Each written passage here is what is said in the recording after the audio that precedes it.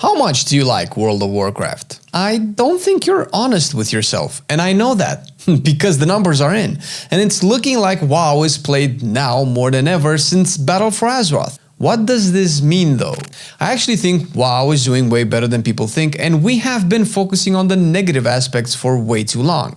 Don't get me wrong, the game has definitely slipped in some areas, especially when we are talking about bugs, FPS issues, and some class designs that are less than ideal.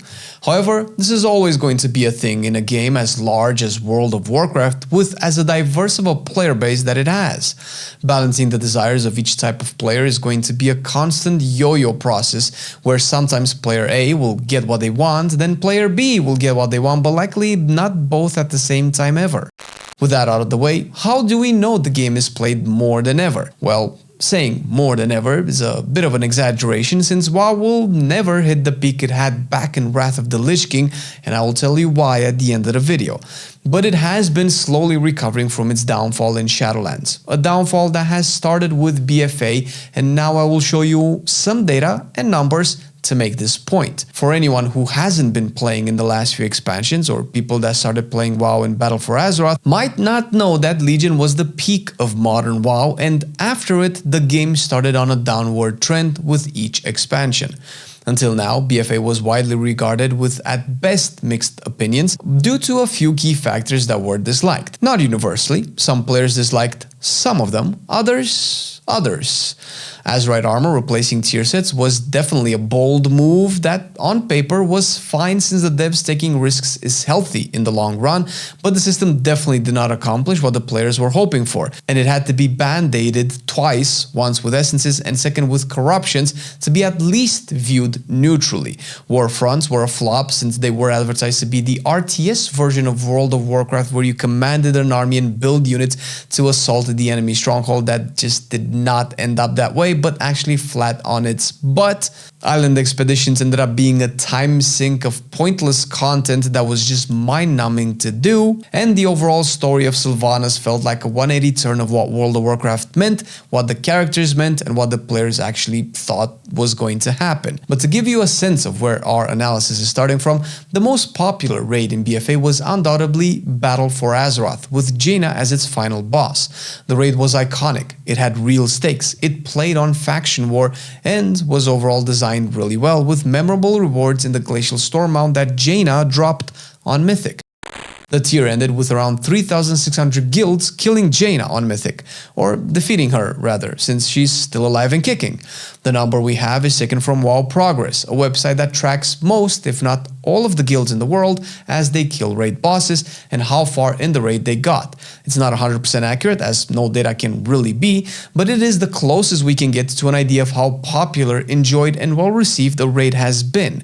We also took a look at ProgStats, another website that tracks last boss kills, but the data on this one is skewed prior to Shadowlands, so cannot be taken too seriously. The second best raid in BFA was Ny'alotha, with already a declining number of guilds clearing it on Mythic down to 2,600 approximately. Usually with each expansion, the first raid is the most played, since the nature of the player is to check the content out, then dip. Some players stick for longer periods of time, some players come back every patch, but inevitably the numbers drop as an expansion progresses. With that in mind, Ny'alotha was still pretty well received and played, likely due to how fun and absurd the corruption system was. We can also look at the Mythic Plus numbers, again with a disclaimer. The data is taken from Radar.io, and I believe Radar.io started around BFA, if not at the end of Legion, and databases might still be incomplete or just too old. The numbers per se are not as important as is the overall drop-off. The first week of Season 1, the most played M+ season of BFA clearly was really good, going over 1.5 million dungeons cleared, dipping to under 500,000 by the end of the season, and this was the best BFA season in terms of Mythic Plus. With this, we can compare Shadowlands numbers. The expansion actually came out with a record-breaking sales number, signaling the anticipation of the expansion by the players, since Shadowlands was content people have been waiting for since likely Wrath of the Lich King, with it being centered around Sylvanas and, for all intents and purposes, the Lich King. if the opening cinematic is to be taken seriously. But as Shadowlands players would come to realize, the expansion was very poorly implemented. Season 1 was the most popular one, with the Mythic Plus runs starting at almost double the numbers of BFAs. Again, it's a bit hard to believe that Shadowlands beat BFA in numbers, but even if it did, the drop-off from over 3 million dungeon runs to a little over 400,000 signified that the loss in runs put the total number to 14.4% of what it started from in the week before Season 2, while in BFA it dropped to 27.8%, retaining almost double the number of players. A significant difference in how people perceived and enjoyed the expansion overall. Nathria, the by far most popular raid, has seen around 2,220 kills of Sire Denathrius, one of the best raid bosses of all time, while Sanctum dropped to 1,850 for Sylvanas and 1,200 for the Jailer in Sepulchre. Prog Stats also has smaller numbers for these, but clearly decreasing with each tier to less than half of what BFA had. This point marked what players accepted as WoW's darkest point in its history, and it was numbers-wise, content-wise, and player feeling-wise the worst. It would get better, and it did. Starting with Dragonflight, we have seen something previously unheard of, where Mythic Plus reached a peak in Season 3 past the midpoint of the expansion, with Season 3 reaching a record of over 3.2 million dungeon runs in the first week of this season, almost identical with Season 1 of the same expansion. I'm reminding you that historically, each subsequent season of WoW was worse than its predecessor, with this being an exception. We attribute this to a significant nerf that Mythic Plus received, an amazing class balance, and overall solid dungeon pool, culminating in the game being easier and more approachable.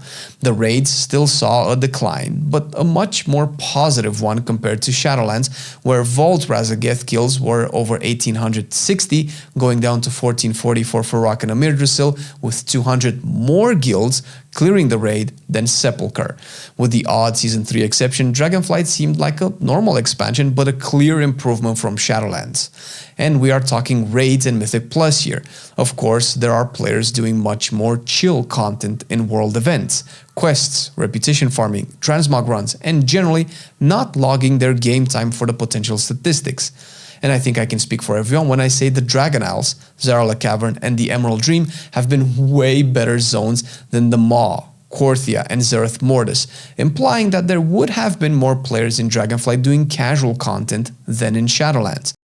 But that's just speculation and not necessarily relevant for this point, because we go into the War Within, which added Delves, a content generally received with big positivity from the casual community and something that we cannot track, but rather just guess how popular it is. Assuming that Delves are content for people that were doing world quest, events, transmog runs, and maybe attempting dungeons and raids unsuccessfully, then it would have been a big reason for people to play the game, since it was, after all, a new endgame pillar aimed at players that allegedly did not have an endgame pillar to engage with. That aside, the raid ended with over 1,700 kills of Ansarek, and it seemed like Prog Stats has even higher numbers than WoW Progress this time. Lower than Dragonflight, but could be attributed to a reduced player sentiment, as the expansion didn't seem to touch on the WoW feel people have been craving for, and also another very big reason. Season 1 of Mythic Plus was also allegedly the worst season of M Plus ever, with the increase in difficulty both scaling wise but also mechanical wise. It was most likely the least approachable season of dungeons, with the largest and fastest drop off recorded, down to 15.6% of what it started with. This was a wake-up call for the devs, because what followed changed the expansion into an almost 180 degrees, making the Dragonflight Season 3 surprise growth look like a joke. First of all, the raid was assumed to have been one of the easiest ever made, with a historically easy last boss, maybe thematically appropriate for it being a goblin. The recorded Galliwix kills by WoW Progress has reached 2,250, while Prog Stats has this very close to 3,000 guilds, essentially jumping us back to BFA numbers, as a mid-expansion patch. Outside Battle for the Tsar lore, this is also something very unlikely and also a bit unreliable data-wise, since we don't have access to the number of guilds that killed Arthas versus Kel'Thuzad back in Wrath, which my guess would be higher also. But the growth definitely once again correlates with the game being made more approachable. And this is not all. Mythic Plus would have two big surprises. The first would be an actual growth in keys done from week 1 to week 4, something again unseen before, with another bump when the turbo boost hit. Not only was Season 2 incredibly friendly to players with a massive decrease in difficulty scaling and mechanical overload, but also incentivized rewards available to players. This was a clear shift in mentality of the devs when it comes to modern WoW season design that can hardly be argued as anything other than successful. The keys done didn't reach over 3 million dungeons cleared that we had in Season 3 of Dragonflight and Season 1 of Shadowlands, but people coming back after a few weeks and doing more dungeons than before was definitely a premiere. And now we get to Season 3 of The War Within. Unfortunately, there are obviously not enough numbers for the raid yet, since there can only be aggregated after the tier has concluded. Maybe we will get back to this in midnight, but we do have data for the first weeks of Mythic Plus, with week 1 having over 4 million dungeons cleared. 4 million as the last patch and season of an expansion, usually predicted as the worst performing one under normal conditions. Not only is it the best of this expansion that started with the worst season ever, but the best ever that data can verify, with also a drop-off that seems very consistent and incredibly low compared to any season before. We are also likely going to receive another turbo boost and who knows what else until midnight. So not only is WoW not dead, not only is it not problematic, but it is the most played in recent recorded time, at least as far as endgame is concerned. I cannot even begin to imagine what the delve numbers would be, since this is an objectively better delve season than past 2, with more rewards, easier and replayable content, and people now knowing what it is about and what it can accomplish. No king rules forever, my son. WoW will never reach the peak again. MMOs are just not as popular as they once were, and definitely not popular at all with the newer generation of gamers. Not only that, we are living in a time of massive amounts of incredible games and implicitly bad ones too. But the number of options, game genres, and approachability of them is unparalleled when compared to a 20-year-old MMO that costs as much as the most expensive AAA game while also having a subscription and a microtransaction shop. It's just not a game for high school kids or college students with massive debt. But the fact that despite all odds, despite the criticism and insane negative opinions, it has an increase in numbers and players and not just a steady decline midpoint during its expansion cycle, a point where it would be so easy to just drop off and go play something else. It is one of the best signs we could have that the game is alive and kicking hard. Of course, the ball is in the devs' court and they can still mess it up. We can only hope they don't, and instead keep listening to player feedback, since it seems it has paid off more often than not. If you haven't started playing yet or want a change of pace, we revived our class guide series, with the latest being Warlock right here, and more to come in the future. They are quick and easy to digest, with just a few clicks to get you started in dungeon raids and even delves.